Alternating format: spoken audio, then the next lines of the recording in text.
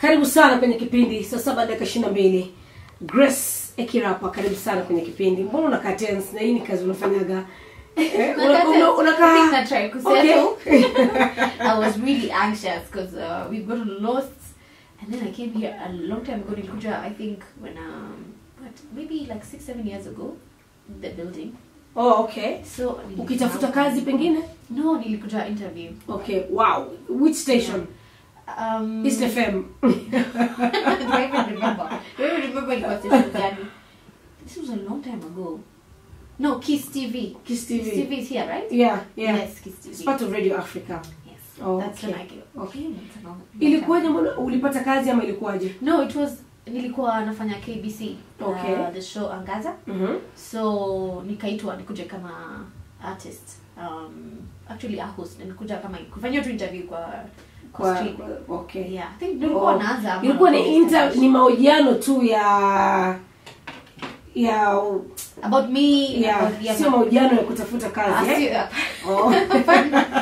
Kutafuta kazi ilikuwa tu. Ushawahi tama kwa maisha yako? Now that we're in that space. Of course I have. You know, nilimaliza high school and then I went to Bible school straight. Ulimaliza high school lini? Uko serious? Oh, sorry. Hataki tupige hesabu ya miaka. Kuna mtu wako karibu akako na pen. Kuna mtu wako na pen size. So nilimaliza high school na immediately nikaenda Bible school. So okay. Lazima ningetafuta ndio I pay for my school fees. Okay. Bible school, ulikwenda Bible school, ulitaka kuwa nini maishani? Pastor? Not necessarily. So why Bible school? I've been a Christian for a while. Okay. Since I was 8, I think. So hiyo tu kupata refuge in church and stuff. So I started knowing Jesus and God as my father. Okay. Lakini nilikuwa na struggle sana ku reconcile God my father and you know how to relate with our physical fathers. It was very hard. Okay. So image your father for me, God as a father ilikuwa, you make a mistake, he's ready to hit you, you know. Okay. Just like the physical father. Yes. Okay. So I didn't have a relationship na God to know him as a father and a friend. Okay. I really struggled. So but when I was in Form 3 nilikuwa na a mentor. His name was Pastor Eric with his wife. And walikuwa wanatembea na Kiswahili na Nsumbua. You're doing so well, by the way. I am? Yes. So nisianze kuongea sheng. So Kiswahili. Sheng ni sawa, by the way. Yeah, Kizungu ndio kati. Sheng yangu iko nje. Anyway, so after walikuwa wana walk na mimi all that time, nilikuwa naambia every time I had a vision nilikuwa naongea with my mentor and ananiambia okay, this is how, probably let's pray to scare or we find out what God is saying through this. So one time I had a vision and God said I was going to Bible school. I actually wanted to be a nurse. Oh, okay. I wanted to be a doctor, but I didn't perform so well, so I knew that's substitute lakini a nurse. Lakini line ya afya. Hapo tu. Okay. Yes, I really wanted to be. So, but now I got the call to go to Bible school. Ilikuwa really just for me to almost how do I call it, to stabilize my relationship with stabilize relationship yangu na Mungu, you know. So to kumjua tu vizuri. Okay. You know the way when you love someone you want to unataka spend time na yeye, you know more about them. Unataka kutembea naye ujue vizuri kabisa. Deep things about yeye and you. Okay. So that's why I went to Bible school. Not really kukua pastor. Although now eventually nili discover the call God ameniita. It was in that line of pastorhood and stuff. Okay. Yeah. Something that you're currently doing? Yes. Actually, yes, a lot of it, because nilienda sasa, actually how niliingia TV was through that. Because I went in, nilitoka kama guest, naona vile unaita guest akuje ongea about something specific. Angaza is a Christian show, so waliniita kama guest and I was talking about healing.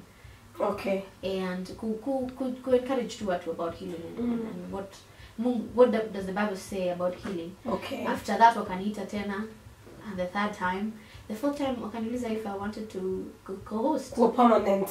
Yeah, actually waliniweka probation, the co-host, and then eventually I became a host there. Okay. Okay. Wazazi wako pengine ungetuelezea kidogo tu familia yako, wazazi wako? My mom, mama, baba. My parents. Okay, so tuko familia ya watu 5. Wewe ni mtoto ngapi kwa familia? Wa pili. Mimi ni second born. Okay. Got a big sister named Ashlyn. Small sister ni huyo hapa anaitwa Juliet. Okay. And then my dad, Mr. EKIRAPA, endo EKIRAPA senior sasa. Okay. And then my mom died when we were young. Oh dear. Yeah. But what happened? My mom alikuwa mgonjwa for a while. Was in and out. She was in and out of hospital. Okay. Then eventually she rested. Oh, I'm so sorry. Ulikuwa na miaka mingapi mama kiaga? Mimi nilikuwa 8, Julia alikuwa 6. My sister was 10. My older sister was 10. Oh. So nani aliwalea? Daddy. Okay. Alioa mke mwingine ama alioa baadaye. Okay, bali mshakuwa kubwa. Na tulikuwa na aunties sisters za daddy walikuja wakaishi na sisi. Okay. Walisaidia sana, having that. Of course I could replace your place ya mom. Yeah. But walitusaidia. Kuna vitu tulilearn and also we make easy. Okay. To struggle a lot.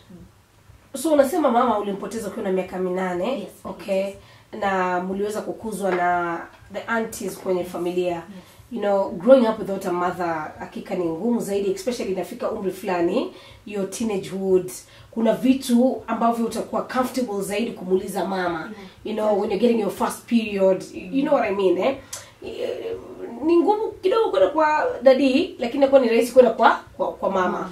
How was it for you, Grace?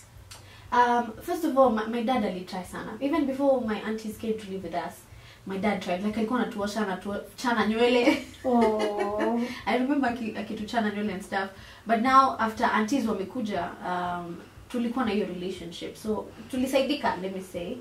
Kuna vitu hatungeenda kwa dad, so tulitumia aunties. Ilikuwa ni rahisi. Ilikuwa aunties. Na unaposema auntie kuko ni dadake mamako? No. Okay. Sisters to dad. Oh wow. Yeah, because there were many. Tulianza na moja. The first one got married, so the younger one came in. Walikuja wawili. So we had, it was helpful because tulisaidika having a lady figure in our lives. Yeah. Kukosa mama imeathiri vipi maisha yako? At losing a mother at that age. Yeah. Imeaffect vipi maisha yako, your adulthood life? I think every angle. It's not nimesema si rahisi kulelewa bila mama. Yeah. I'm not a parent yet, but sisters zangu ni parents now. Even your younger sister? Oh yeah, this one is a mother of boys. Amerauka? I know. You're doing right. Kwanza twins. Tuwa vidokezo. Na usiniambie ni Jesus. Unauliza mtu ulinizaje weight? Jesus. I got Jesus as well. Anyway, I think the genes mom pia ndo maybe. So, affect ni, of course, kuna times when unasema you just want to, only mama anaweza kuelewa. Hata kama auntie yuko, the things huwezi ambia auntie.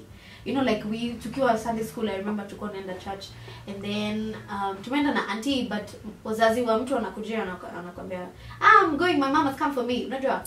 And that would really affect, because when I imagine, I wish my mom was here to come for me, and then after kukua kubwa, getting into families, kuna times like we sit down na sisters zangu tunasema, there are times we wish mom was around, watoto wanaambia ingieni kwa gari tunaenda kwa shosho, because I know mama angependa sana kwa watoto. So those moments of course we miss. But we've tried sisi and sisters to try a lot. We are very close. How many you said? 4? 3. Three girls. My dad has other 2 from the stepmom. Okay. But sisi my mom, we are 3 girls. Baba alipata mke wa pili wakati gani? Ukiwa na miaka after 7 years of losing mom. Okay. Yeah. So alianza kuishi na nyinyi your stepmom ama ilikuwa? Of course alikuja akaishi kwa nyumba. How was it? No, maybe the girls decided, no, we don't want a stepmother here. Hakuna mtu anataka kuona mtu amereplace mama yake. No one wants. Hata kama the stepmother is nice, there's still always that you're not my mom, Loyalty to your mom first. Yes. Yeah. But sisi ilikuwa different because first of all tuliintroduce her to the sons of this other lady. So tunaona tu watu wanakuja, when we go out tunaona daddy amekuja na boys na sio ni kina nani wamekuwa sasa part of sisi. Every time tukienda kutembelea relatives wanakuja. And then for me it was a shock because nilikuwa high school. Walikuwa ni watoto wa baba kabla mama, other 2 sons. So I think bomb ilitokea saa ile tulimwona and she was pregnant. Alikuja nyumbani kama she was heavily pregnant. So like atukuulizwa. I think everyone ana take things differently. Of course my dad had his own way. However, we wished ange to introduce pole. Sisi tuliambushiwa, so even for you already you've created a wall. You're like, we don't know you're coming to a house unalala kwa mama. Unasema baba angetumia diplomasia kumleta mwanamke nyumbani. Because sisi ni ladies, So of course tuna feel part ya mom inafaa kuwa hapo. Permanently. Kwa kids, eh. But that wouldn't that be unfair for your dad? It would. Yeah. Definitely it would. Yeah. Lakini I think ingefanywa differently. Maybe tunge appreciate more. Okay. Tunge feel we've been involved. And I think mistake parents wana making ni kuambush watoto. Una imagine ni mtoto ajui kitu, but you don't understand what goes on in their mind. But then you're older, way older, from 3, right? We were. However, it's still it's the same because the place of my mom was still there. And then unajua sisi how they told us mom had died, walisema mama ameenda Mombasa. Walituambia mama ameenda Mombasa, I remember. Atarudi someday. Ameenda mbali Mombasa. For us Mombasa was far. So you see psychologically bado unajiambia mom is going to come back, you know? So when I see another woman najiuliza mbona mama ikikuja huyu ataenda wapi? You know, psychologically I know I'm grown and I understand death, but because when you introduce evil, it's going to be very hard for me to reconcile in my mind that nijiambie mom is gone for good. So at what point were you told mama kweli ameaga and she will never come back? Sisi wenyewe tulihav kujiambia. I think sisi wenyewe tulihav kujiambia. And for me, because after Bible school I had to go to counseling. I'm a practicing counselor now. I saw that we're coming to that. Yes, but before ni appreciate na ni accept, nili have to go through therapy. I don't know about my sisters, I wish ningeweza, but for me I had to go through therapy. I did about 30 sessions for just kujiambia mom is dead. Mom is gone. Yeah. So it was hard because I remember one time I was in the airport. I was going to Mombasa. Mombasa too. Mombasa niliambiwa. I know. And it was one of the first times nilienda Mombasa and I was using a plane. Yeah. I remember nilikuwa kwa airport. Let me tell you, I walked to a lady. Subconsciously niliona lady from nyuma. Yeah. I was so sure this is my mom. And I'm a grown up. Nilikuwa mkubwa. You're giving me goosebumps. It's for real. I walked up and then halfway down I realized, what are you doing? Mom is dead. But subconsciously I was honestly thinking atatana kweni mom. So that is something, and as I went to school. Did you forgive your father for that? Ulimsamea baba kwa kutoambia ukweli, especially kama tayari mshakuwa na mnaelewa mambo? Well, it was not my dad mwenye alituambia, it was my auntie. Okay. Dad angetuambia, but tuliona dada kuwa strong. I think tulimhurumia more. Okay. We wanted to take care of dad more because we knew how my mom and dad were close. Oh, girls. You know, I have 3 girls as well. Yeah. Yeah. You know? Yeah. You know how we are attached to moms, eh? Yeah. Very absolutely. Absolutely. And now to dad is even deeper because tuna feel that's why we take care of him as well. Okay. Sijasahau story yako ya nywele. Nywele. You have very beautiful hair. Nakwambia mwingine kuuliza hii ni wig gani? Naweza buy wapi? Nipatie plug. Naambia naturally. Yeah. So nywele zako ni natural. Ina maana wewe ni asili ya gani? So mama alikuwa half Masai, half Indian. Wow. Alikuwa na Indian. My mom said ilikuwa refu tukua tunaionea huku. Yes, and my big sister daughter was yake ndio ndefu actually. Really? Yeah? And you know what? I don't know Grace kama hujaiambiwa lakini you're very beautiful in person. I think hizo cameras don't do justice to your beauty. Thank you. Thank you so much. Thank you for real. Yeah. Wow. Grace EKIRAPA. Yani people go through stuff out here, eh? Grace, katika hapo nyuma umesema kwamba ulimaliza shule, ulipomaliza shule ukaenda Bible study. Bible school kwa muda gani? 2 years. Miaka 2. Baada kutoka ukaingia counseling classes, eh? Yes. So after 1 year break, okay. As a counselor. So you're a counselor by profession. Yes, a psychologist. Okay. Yes. A psychologist. Yes. Okay. Why are you not practicing? I am practicing.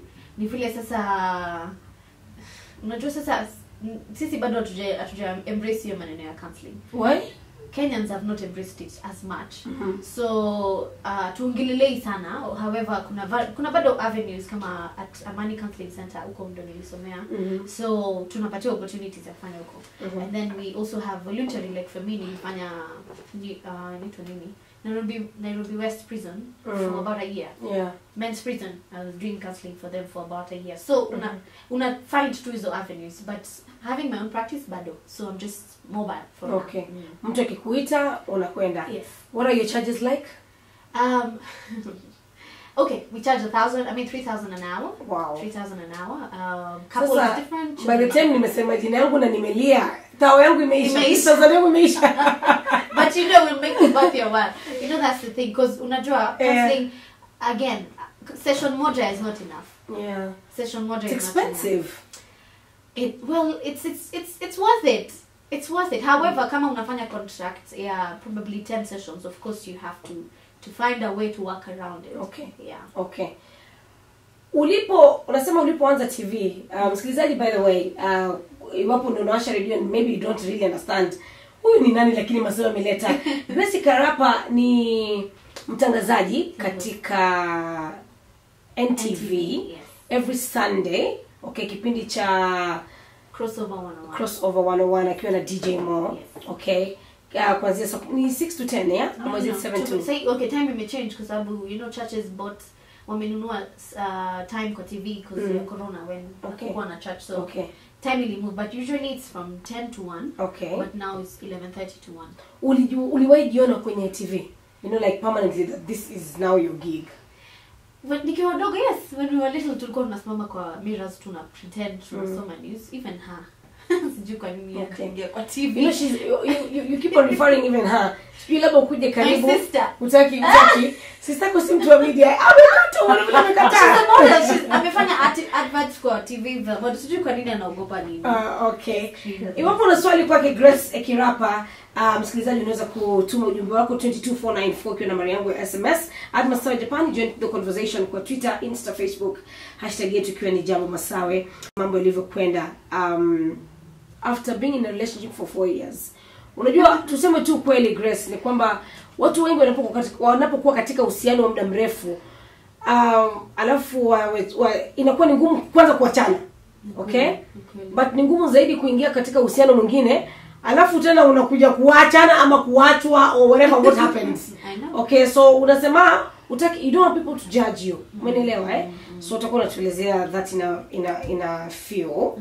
Pani Tanasha Donna Mbosso La Vie imeseleleka 13 timu saa 8 mchana. Kituo cha mafuta ni kituo cha Rubis.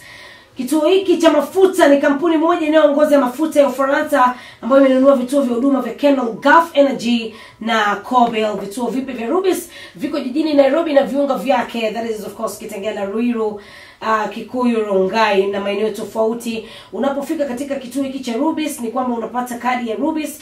Okay, lubricants unaekewa za ubora wa juu zaidi. Maduka ya bidhaa za kawaida kama vile Rubis Express zipo. Unapata chakula chako iwapo unataka chakula cha mchana, cha jioni, whatever. Okay, kinywaji ama shopping kadogo katika duka hili la Rubis Express. Unaweza pia kununua gesi ya K-Gas safi na hakika. Tunasema vituo vya mafuta vya Rubis viko katika maeneo mazuri kote nchini. Nataka kupatia kadi ya Rubis sasa hivi iliyojaa shilingi 3,000. Imejaa, by the way. Tusishindane, imejaa.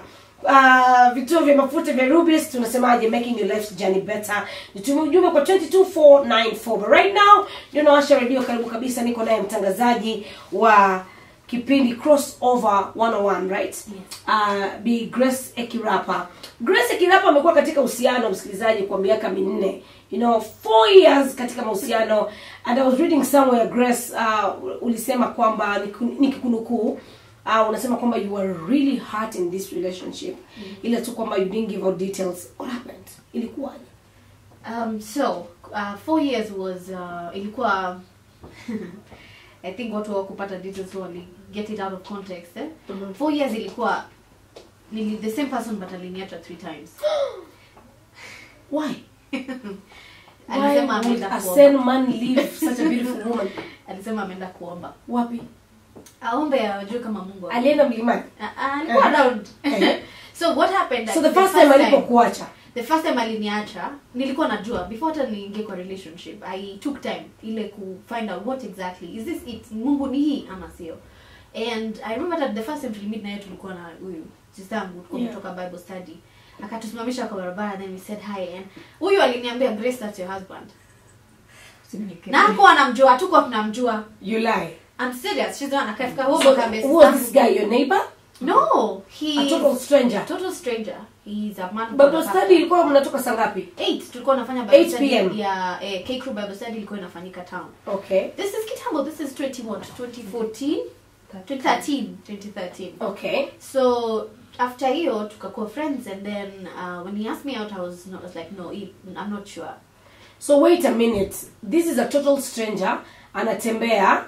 Nyinyi mnatembea. Tusimamisha. Tulikuwa kwa shop akakuja hapo. Alikuwa anaongea na mtu next to where we stopped.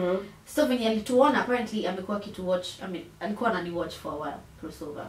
Oh. Not crossover, Angaza. Okay, KBC. So that was a fan. Oh please. He was not a stranger. He was a fan. Mimi sikuwa namjua though. Shabiki. Ndio. Okay, for that time. Yes. Okay. So long story, we started talking, but nikamwambia I wasn't sure. Me, I thought it was too good to be true. He was the perfect person. Really? Alikuwa anaitwa nani? But then apana sema jina. It's someone who's known. By the time he anasema that's your husband. Okay, now I want to know. By the time my sister alisema that's your husband, jua my bucket list, like the kind of person I had kwa my yangu. Tall, dark? No. Well. He's very good looking. Okay. Tall, and he's very handsome actually. And he's a good person, by the way. Ni mtu mzuri. Ni feel too maybe our paths were not meant to be. Mara ya kwanza alipokuacha alikwambiaje? Aliniambia he is not at peace. Mind yake iko peaceful concerning our relationship. Anataka kwenda kuomba. I find out if this is really it. Lakini uko ni muda gani kwa mahusiano? It was like 4 months, and by that time I had gotten an accident. Nilikuwa kwa kitanda hata siwezi tembea. By the time ana break up na mimi, yes. So alikuja kuniona, nilipata accident, alikuwa ametravel akarudi the same day niko hospitali. And then 2 days later akakuja kuniona kwa nyumba na akiniambia ana amani. So after that akaenda quiet. So mimi ndo namtafuta. Eventually nikamwambia lazima to meet or this is just it. So finally tukammeet, but the first thing tulikaa chini nilimuuliza what is going on. Ati no nikamwambia no, tell me what's going on. Sasa na limp. I remember it was at Stanley. Akaniambia oh no, nikamwambia tell me what is going on. So akaniambia Grace, I don't have peace. Nikamwambia you don't have peace about us, yes. So you don't have peace at all. Akaniambia yes. Nikamwambia this is it. That's what I wanted to know. Nakwambia nililimp kutoka Stanley hadi Lifestyle. I don't remember how long I took, but I cried the whole time. Yeah. Because I was in pain, And after that, I waited a whole emotional pain and physical pain as well. I tell you. And after that, nilingoja a whole year because I knew this is my husband. Nilijua before I because your sister said. No. Before I committed, I had prayed. So this is what happened. There's a time I was taking a bath, and then God gave me a song. It's my first song. It's called God Will Perfect. And God gave me, I can tell you scripture, God will perfect all that concerns your life. I just want to do your scripture iko kwa Bible, to be honest. Nikatoka shawa nikaenda nika-record the song. Later on nika-realize it was in Psalms. And after a week or 2, I texted him and asked him if he prays for me. Na kama you pray for me, what do you say? He told me the exact same thing. He told me when I pray, I tell God to perfect all that concerns your life. This was a confirmation for me. It was a confirmation for me. It was important. You don't look at it as probably coincidence? No, it for me, I could call coincidence. There's so many things really happened in between, and I knew this was it. But anyway, I waited a whole year for him. I didn't know he went to date other people. Love is truly patient. It is. I didn't know he dated other people actually. Really? Yeah, he did. In that period when he's praying? Yeah, he did. But after 1 year, exactly 1 year. How did that make you feel, Grace? Kujua kwamba mko kwa mahusiano? Okay, well, ulikuwa na jumuisha actually. Yeah. According to him, alikuwa ameenda. Ulisikiaje? It was painful, Masa, I won't lie, but the thing is, nilikuwa patient, nilikuwa najua he's coming back. Like nilijua. Alijaribu kuniambia maneno my sisters, and I'm like, no, he's going to come back. And he did after exactly 1 year. Okay. But at the and time, you took him back. I did. Tulikuwa tumemeet na wazazi. The mom loved me. After we were keeping in touch with the mother even when we were not talking with the guy. And after 1 year he comes back and people should see your reaction. So he comes back after 1 year, alafu we go out again. And then this time I knew very well again he's not ready. Alikuwa bado anaonesha zile signs za hayuko sure, So nikamkalisha chini nikamwambia you still have baggage, unafaa kudeal nayo. Thank God nilikuwa nimeenda counseling. So I could tell nikiona signs. So he disappeared again. He left again for 1 year again. Ay, Grace, hata wewe. And then he came back the third time. So when alikuja the third time, he was like, I'm sure I'm in a draw, so this is it. And then we met the parents again, and he set a date for the wedding. And then months after, he told me again. He disappeared again. So that's, you know, nilijua, now it's done. I was tired of being thrown around. So yeah, that's how the 4 years. What was that one thing ambayo ulikuwa inakurudisha katika jamaa huyu? You know, really, you cannot be apart for 1 year. Okay, anarudi tena, then again he disappears kwa mwaka mzima. He comes back again na unamrudia. What was so special about this guy? One, he's, I think niyo concept ya I want to marry a man of God. Nilikuwa najua mimi nitakuwa first wife. Unajua first lady wa kanisa. I think I had your mindset. Nilikuwa najua God ameniprepare kukuwa a first lady. So all through nilikuwa najigroom kama a first lady. Okay. So I was sure lazima ingekuwa a pastor. And then too, he was very kind. Despite being... Unajigroom kuwa first lady or you were desperate to get married? No, I wasn't desperate. I wasn't very old. I was okay. I'm not very old. You're still not old? Yeah. I didn't never old, never will be. 16 till I die. Forever. Stamped. So I wasn't desperate. However, vile pia unajua ukikuwa promised marriage 1, twice, 3 times, already mind yako ishaanza kuform towards that. Alafu amekuja tena ameona wazazi. Alafu wewe ndio huyo unachat na mamake. So ulikuwa unaambia nini na mamake that period? Kijana wake kuna mtu mwingine? The mom was very kind. Alikuwa ananiambia we keep praying God will work miracles, and he did. Honestly, we were very genuine to each other. And the mom is a beautiful, sweet woman. Hata sahi she's still my friend. I still care about her. Okay. Yeah. Wow. Okay. So here on the 4 years Elisha. So this one ya kubreak yenye watu walisema waliongelelea. So after uliachana na yeye, ulikuwa uliingia katika mahusiano mengine? Almost immediately. Okay. Yeah. So I think hiyo ndo pale desperation iliingilia. I think nilikuwa so hurt, nilikuwa numb. To some extent sikuwa hata na feel anything. So I was like, maybe huyu mtu anaona mimi siwezi kuwa married. So acha ni prove I can be married. And probably like you said, I was proving to myself. Because nime promise you 3 times. Yeah.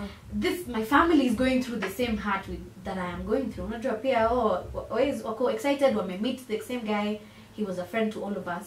So I think nilikuwa place of desperation. Where did you guys meet? In your line of work? With the second guy? Yeah. No, actually pia meet I went to speak in a church and I met to go. Okay. So I was friends. I hope with you were not a fan. No. I was friends with the second guy from 2015. Na pia alikuja tu with the same intention.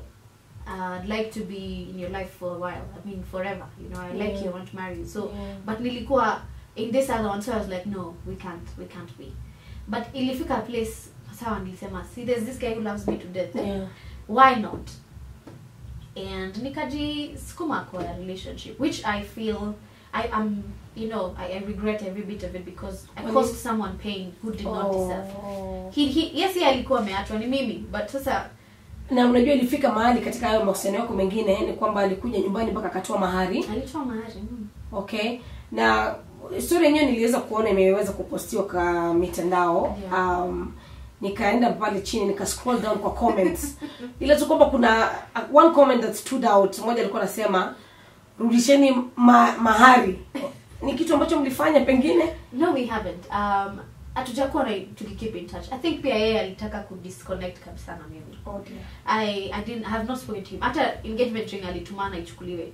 Aliniambia patia so and so ataniletea. That was the end. Hatujawahi ongea tena. So but you told him, I'm sorry, I don't feel you. But unajua kitu ili happen He knew. Even throughout our relationship alikuwa ananiambia, I hope and I pray that itafika mahali you will love me completely. Because he knew I was struggling. He knew. Because ilikuwa hard hata kukuwa na conversations away from people. We always met kukiwa na watu, unajua. Nyinyi mkikuwa wawili, there's nothing to say. No, we didn't. I can tell you we went on 2 dates only alone. 2 or 3. In that 1 year? No. This happened between, was it November? Engagement was in Feb. Traditional in March. Yeah, her wedding was to be in April. So na meet November and to finalize kusema okay. So December ndo tulisema we are an item. Tukaongea tena parents and everything. Wake. Yeah. Wangu walikuja introduction around January or December hapo. Yeah. So this happened in a span of less than 6 months. Dojue, I was not in a good place. So unasema mbio za sakafuni bwana. Ndio hiyo. Tunaishia wapi? Kingoni. Exactly. Yeah. Wow. But you know what people don't understand? Pain is real. Yeah. Pain is real. Sometimes na see excuse. Of course, see excuse for what I did, but you can be in so much pain unaenda ukifanya acha liwe liwalo tufanye tu iendelee ishe, you know. Yeah. But I thank God nili take my stand before it was too late. Yeah. Kuliko kuingia katika mahusiano ya muda mrefu na kwamba roho yako iko hapo. Yeah.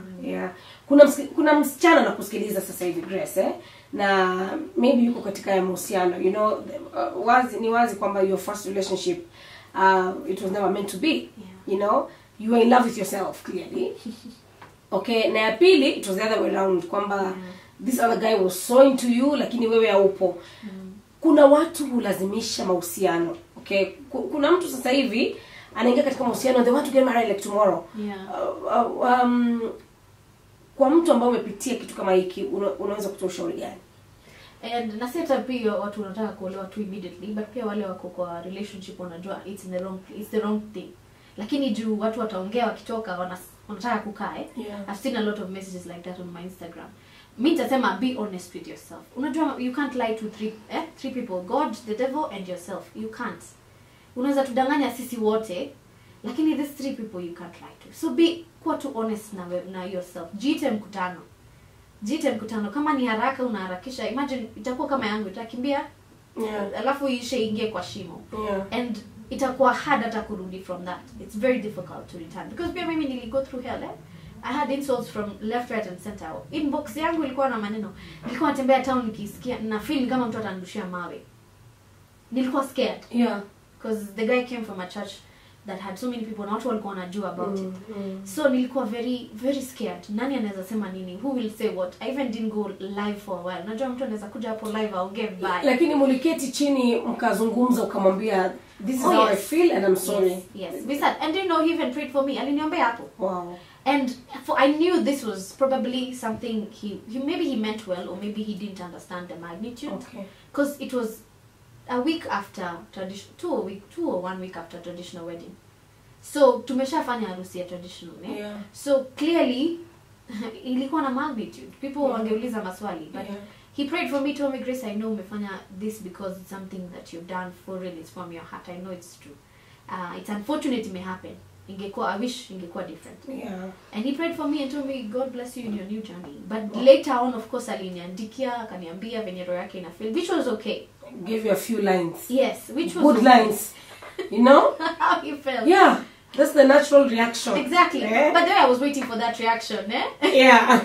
But the fact that he took it very well, he was mature enough to not insult me, because maybe that would have, you know, caused a rife between us. Yeah. Now tunaweza meet hopefully na tusalimiane kama adults, however. Okay. Whatever happened was in the past. But ilikuwa hurtful for him. I know it was heavy for him. Okay. Itakuwa very strange kutoka hapa bila kuuliza swali fulani, eh? What's the worst rumor ushawahi sikia kukuhusu kwenye mitandao ya kijamii? You know, hata mimi kukutana na vitu mingi sana kwa mitandao nashindwa, excuse me, which masawa are they talking about? Wanamzungumzia nani hapa? So ni rumor gani hapo ushawahi semwa katika mitandao ya kijamii? I think the shoe thing. What There was about a time I trended at niko na 1 pair of shoe. That's a big lie. And it was very painful because the circumstance around me kuvaa hiyo kiatu moja ilikuwa accident, nilikuwa nimeumia mguu. Okay. But sasa watu waliona, and then a particular blog wakachukua wakaeka picture, like 5-6 pictures of the same shoe. It was painful. Who cares though? Why would you care about it was that? I know, but it hurt me because I was like, you mean you don't have, after all I've done, this is the one thing you can come and sit down and talk about. I once read a rumor kwa just these blogs. Ilikuwa wana insinuate your relationship with your co-host, my co-host, DJ Moh. This was during launch ya crossover. Yeah. So after we took pictures, I wish ungekuwa na co-host alafu uweke picha tuone kama angekuwa the same. But I don't know why they took that, because there's so many people with co-hosts. However, ours was a shoot we did continue, a one day shoot for different pictures. Okay. And most of them, maybe my hand was on his shoulder and his was on mine. Yeah. And sasa hiyo ikaoneshwa ikakuwa an issue. And then one time the wife came to the show. Alafu akiomba tulikuwa tumenyamaza hivi, tumeangalia chini mimi na Moh. Okay. So okay, picture ya mimi na Moh before the wife came in. It's a musical show, so we are dancing. Yeah. So they took that picture. Alafu wakaeka ya when she was now in the studio praying. Tumeangalia chini. Umeboeka because wife ameingia. Akasema ati when the wife is away and I just laughed. Yeah. But these streets are harsh, by the way. I know. Yeah. And I'm growing thick skin. Believe me, before this would kill me. Ningekuwa nalia kwa nyumba yangu. Alafu tena ujuzi wako wa, kuwa mshauri. Yes. So really you have to have the thick skin, Yes, you do. Currently kama sijakosea, I think it's been 2 weeks now, kumekuwa na fununu na tetesi kuhusiana na co-host wako, allegations kwamba amekuwa akitoka nje ya ndoa yake. Sijui inakuaje katika sasa hivi show yenu ya Kikristo, okay? What's your take on this? Nitakuwa very honest. First of all, this is what I say. When you get saved, you don't become Jesus immediately. True. You don't now stop sinning, you don't stop. Uwezi sasa umekuwa perfect once. Uwezi. It's a journey. However, Biblia pia inasema Mungu atakusamea makosa yako. Kabisa. Lakini kuna kitu inaitwa consequence. Hata Christians, tunaweza sin all we want because tuko na grace na tuko na love and tuko na Jesus. Lakini kuna kitu inaitwa consequences. Yeah. So unfortunately kila mtu lazima face hiyo. Mungu atakusamehe. Atakuwipe na apanguze hiyo dhambi. Okay. Lakini consequence lazima itakuwa. So for me what I'd say is we make mistakes and it's, if honestly mtu anajua amefanya makosa, you have to sort it first with God. Okay. We first sort it with God. Is your co-host ulimpigia simu kamuliza DJ Moh? We haven't spoken. I will be honest, we've not spoken. How comes? And is your friend, you work together? At some point the calls were not going through, and then also to be honest imekuwa hard pia mimi ku get to him. I don't know what he will tell me. Sitaki kukua pia mimi namuulizia alafu namwingililia. It's not worth it. Akikuwa ready ataniongelesha. Okay. Is the show going on? Yes. Without him? We've been on air 2 weeks, yes. Okay. Yeah. Wow. Yeah. But hiyo ni maneno ya management, not me. I'm not involved. Okay. Yeah. Okay. But given a chance, would you want him back to the show? I think he's a great guy. And to be honest, if I make mistakes too. Yeah. Maybe ni vile tu zangu hazijatokea. We all make mistakes. Yeah. And we can walk through it and beyond it and go above it and do what needs to be done. So I enjoy when working with him, so yeah. I would want him to be back. Okay. So there's a book, Diary of a Praying Woman. Yes. Tuelezea tukimalizia, what's the book about kwa yule ambaye hajapata fursa kusoma kitabu hiki? So Diary of a Praying Woman. Ni kama Proverbs, the woman, wasemangaje? Proverbs 31. Proverbs 31 wife. Yes. So Diary of a Praying Woman ni kama devotional. Yeah. So you kama you're like me, you struggle to read kitabu the whole of it. Kama iko na 300 I used to read, by the way, before the children. Squeezy. Even finishing a chapter in Gobo. For real, I don't know what happened. In fact, the other day my husband was like, you used to read, what happened? Yeah. Nikampointia watoto wake watatu. Huyu. They happen. I know. So for me, I love to read, but nachoka midway. So they just steal information nimesoma already. So what I did, that God gave me a gift. I did something on air, on live Instagram for about 6 months. Going to a break of dawn. So nilikuwa naamka 5 na prepare 6 na go live till 7. Wow. So na teach about something and then I pray for people for 30 minutes. So those topics nika compile. And then I put them in a devotional. Ndio inaitwa Diary of a Praying Woman. Oh wow. So the devotional is iko na 26 scriptures and iko na prayers na iko na pages of your own. You can write devotional. So it's a 26 weeks devotional. that is half a year. Okay. What next for you? Mafans wako watarajie nini in the next few years to come? Few years? Yeah. Let's say what, 5, 10? What's the future? I think more books. I'm finalizing on my second book, which is for kids. Wow. It's a kids book. I'm working on something else as well, hopefully before the end of November or December, beginning to Tafanya. Okay. And of course, children. How many do you want? I will see the red look on your face. 2, by the grace of God. Mwisho. Yeah, niko na roho ya watoto, lakini I want to take care of other children as well, not necessarily just mine. Okay. Yeah. So, okay. Wow. And of course more music and ministry pia. We're looking forward to kufanya more and more. Okay. Yeah. Okay. Wasikilizaji, najua wangetamani sana kuuliza maswali jamani kabla kumalizia kipindi, lakini kuna swali moja hapa. Moja nasema Masawe, Grace aliweza kuzungumzia babake kuoa mke mwingine. Relationship yake na mama wa kambo upo vipi sasa hivi na pia babake? Yetu iko mzuri. Our relationship na stepmother yetu ijakuwa mzuri kabisa. Who in particular? Sisi wote watatu. Okay. Yeah. Rebel. Alikuja, imekuwa tu na maneno yani. I don't want to say that on air, but she was a thing. Okay. Yeah. Okay. Yeah, she still is, I think. Me personally, it's very hard for me to. She said some very hurtful things to us. I mean, to what you'd say, cuss. Yeah. I mean, to ongelelea vibaya. Yeah. Not just so when you do that to us and you're supposed to call you mom, it's harder.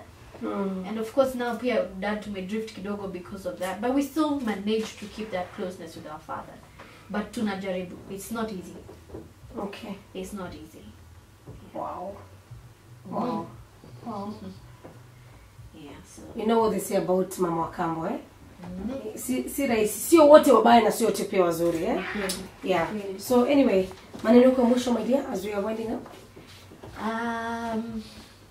So I think just to encourage watu. So the best version you can be is the one that God has created you to be. Usitafute kuwa mtu mwingine. I know sasa tuko na maneno nyingi, social media inatuonesha tukue hivi, TV inatuonesha tukue hivi, but the only thing unafaa kufanya ni find who God amekucreate kukua and become that person. Hapo ndo kuna grace, hapo ndio kuna opportunities. Because ni kama kama mimi leo nikikuja hapa nimechukua the wrong route. I got lost. Definitely. Barabara nitengenezwa. But nimepotea, but unajua kupotea hivyo. So I will not experience what I was supposed to experience on the wrong path, eh? Yeah. But nikikuwa kwa the right path, hata napata mtu atanionyesha hapa kama venye tulirudi sasa the right road. Yeah. Tumemeet mtu anatuambia enda hivi. God at a place our destiny help us on the way. As long as uko kwa the right path. Lakini ukitembea wrong path utapatana na kila mtu wako on their own. Kila mtu ana mind their own business. Yeah. But if you're on the right path, God anaput watu specifically and strategically for you, wanakusaidia kukupeleka to the next level. Okay. So stick to the lane and follow the path God has created for you. Okay. Grace EKIRAPA, let me say one thing about you. You are as honest as they come. Yani ukweli wako tu ndio huu. Aufichi ndio hivi, yani hivyo ndio hivi. Bas, finished. Enyewe, I would love to, if I had an issue, ningekuja kwako kama nikitaka usaidizi wa mshauri. That's a good yeah, by the way. Manake unajua kuna haja kumwada mtu na kumdanganya na kumfichia. You know, you have no undercards actually, if I may say that. So hakika nasema asante sana kwa kuchukua muda wako na kuja leo katika kipindi cha Bustani. Yeah, usikiza radio by the way. Kama ni cool kid. No. Whether there's something your sister has said. Iki kizungu chako ni cha YouTube. Cool kid Icelands. Cool kid Icelands. Do you know nikiwa mdogo, I actually used to tell my mom I want to get married to a white man. Really? Why? Yeah, I don't know. I envied, you know, I wanted kids who are light. Yeah. Alafu nilikuwa naona they eat properly, they dress well. Yeah. So my mom told me one thing. If you want to be married to a white man, you have to know them and almost eat like them, talk like them. So even my sister can tell you, nikiwa primary nilikuwa naongea kizungu. Okay, throughout. Okay. There's a time nilipika mchele, sijui kama nakumbuka. Nikakaa chini na fork na knife. Wakancheka. Wow. Okay. Yeah. And when we went to the restaurant, a hostel where we could eat with our nini. Alikuwa ananiangalia, tunakula aje. At least and so mimi ndo nikaanza kumfundisha. Na alinicheka nikijijaribisha. So do you still have that dream of getting married to a white man? No. Ni ujinga wa utoto. But na envy na kuna vitu na pick from them and I would want to be, because there are things they actually, you know, do that are actually nice. So una pick tu na hata watoto wangu ningependa kuwafundisha vitu kidogo zote. Yeah, okay. Unasema unapenda uzungu, hiki kitu ya Kiafrika uwezani nayo. Anyway, ningekupatia sasa hivi nafasi ya kumtumia mtu mmoja salamu tu. Ingekuwa ni nani? Nani unaweza kumtumia salamu? Mtu mmoja, one. Nataka ninge kwa shida. Sasa because ule mwingine hayuko hapa. Nitatumia sister yangu hiyo mwingine. Oh please, you're so safe. You're so safe. Currently are you dating?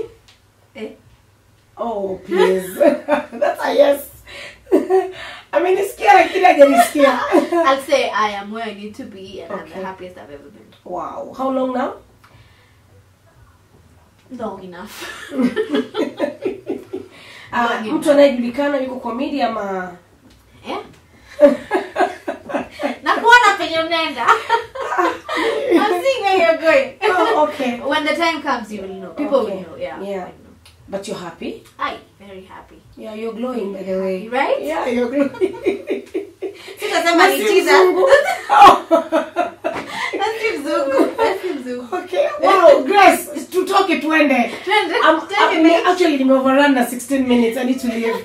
Jamani nasema asante sana. Thank you so much for coming. And you're beautiful in person, like I said ulipoingia kwenye studio. Wow, thank you very much kwa kusikiliza kipindi kuanzia saa 4 mpaka sasa hivi. Jamani, majaliwa Mwenyezi Mungu tuweze kuonana siku ya Jumatatu. Kuna jamaa fulani ukiwa Malindi unasema unaweza kuona kituo cha mafuta cha